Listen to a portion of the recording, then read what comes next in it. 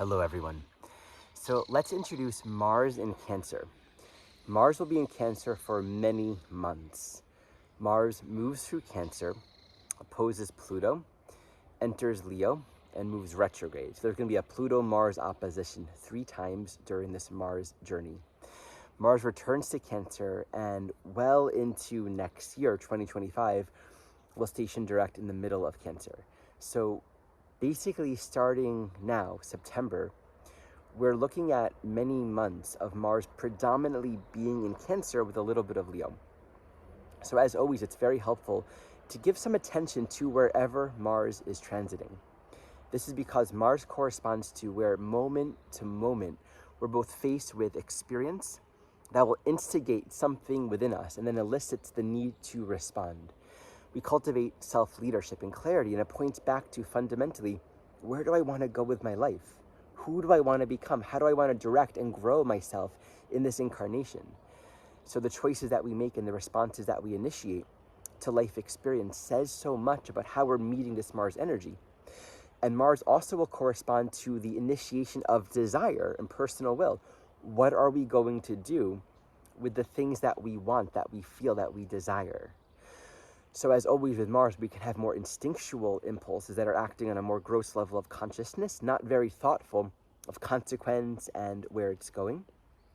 Or we can learn, which is something we all do in time, how to sort of sublimate and work with this strong energy. And that might mean feeling an impulse, feeling a reactive energy, but not necessarily acting on it. This is really important because Mars always points back to Pluto. Right? We're going to feel something. We're going to have an instinctual impulse. Mars doesn't know why I want to do what I want to do. Mars doesn't know why am I feeling anger or desire or craving or aversion. Mars doesn't reflect any kind of psychological self-awareness naturally on its own. That's Pluto. So what happens with Mars is we gradually become more and more aware of the deeper psychological energetics behind our actions. And we bring that to our choices. Why am I wanting to do this?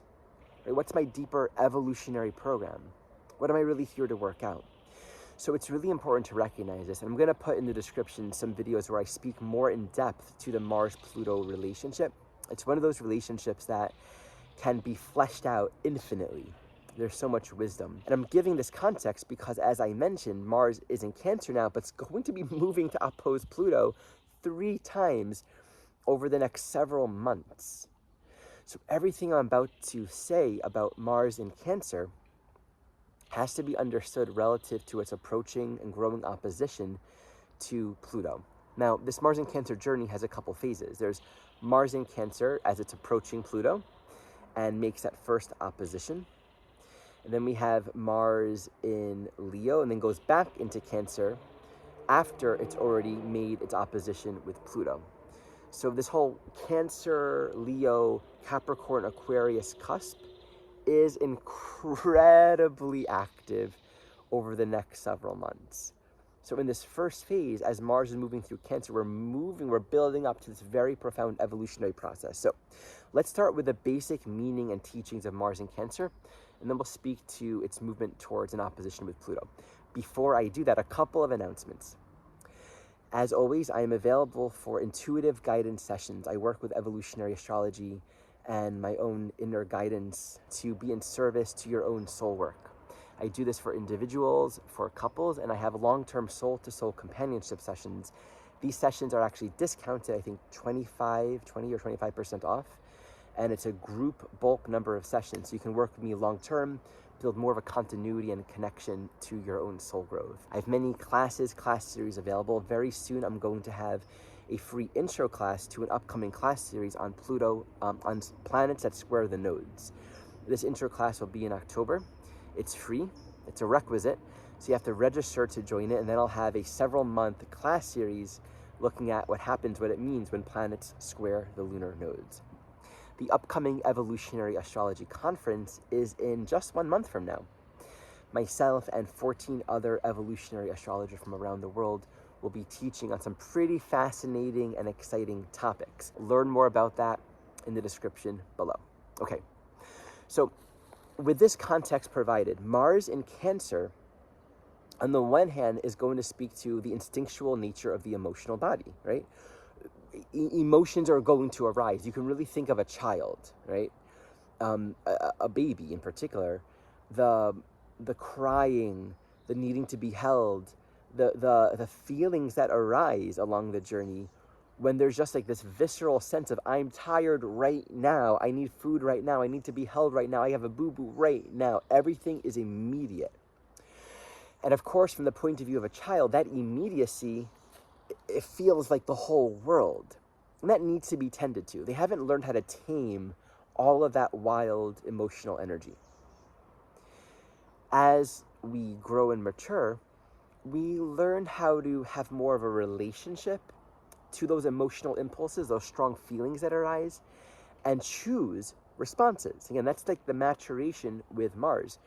And if we're not choosing those responses, Mars in Cancer is basically emotional immaturity. I don't like how I'm going to feel, how I'm feeling, so I'm going to put up a fit, right? I'm feeling insecure, the way you looked at me, I don't know if I'm liked, I'm feeling pushed, I'm feeling bullied, I'm not feeling safe, so I'm going to bully. We can elicit all kinds of behavior. Actually, there are two interesting expressions of that. Feeling very weak and afraid and kind of hiding, and that could be a quality of Mars in Cancer. Feeling deeply vulnerable and not feeling strong enough to deal with all of the movement of emotion.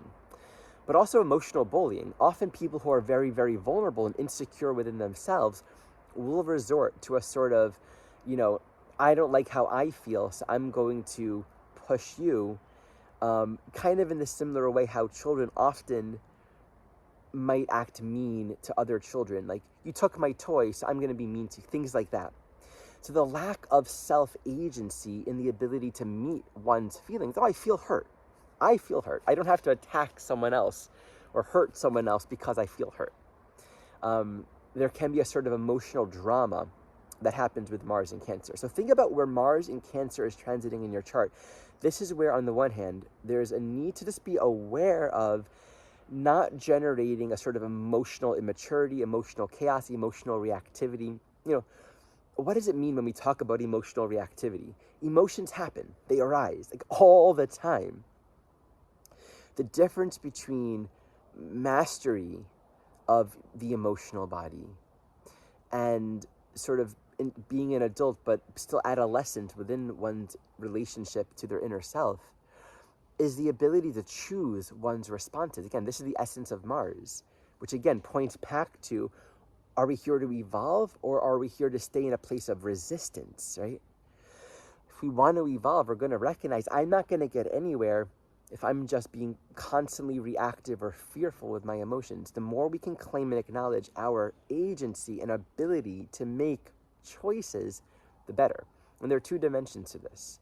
We can recognize on a very practical level, okay, when I, eat these things or do these things or don't honor my own boundaries or overexpose myself to too much screen time, I feel these ways. Similar to a child, right? Like, you don't want to do certain things to overstimulate a child before bedtime or give too much sugar before bedtime. So we can kind of become a parent for ourselves and learn how to repress certain impulses so that we can grow, so that we can be healthier and more regulated. That's one dimension. The other dimension is, what are ways of me tending to this strong current of water moving through me, these emotional waters? How can I meet with that? So Mars in Cancer, as per Mars in general, needs to move energy. In this case, it's very good to be able to move the blood, move the lymph, move the tears, move the fluid, right? This is a way of actually processing emotion. We know that evolution and the real inner changes that we experience in life, it happens through the emotional body, which means there has to be a shift on the inner level of identity. And that only happens if we can feel what we're feeling. So actual tears, actual anger, actual expression, actual discharge, sweat. It's interesting. I often find when it comes to Cancer dynamics, just the importance of moving water, right? Because what happens with stagnant water? Energy isn't moving. You kind of be like, I feel really hurt. I feel afraid. I feel grief. I don't want to do anything. But all of this wants to move. Sometimes it means really being with ourselves and cultivating a deep ground of presence and space and safety with ourselves and having other people be there with us. But we need to know how to create and affirm and assert those kinds of environments and experiences for ourselves. So it's really being able to tend to the waters, honoring the flow and the movement of water within and without. And this is true whether you're a man or a woman.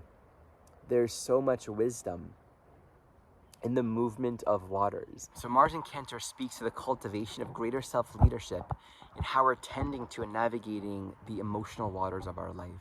And it's important to remember too that, our ground of safety, the home, the people, the familiarity, the clan, that we feel safe and secure where we bond. It's important to honor and anchor ourselves in those.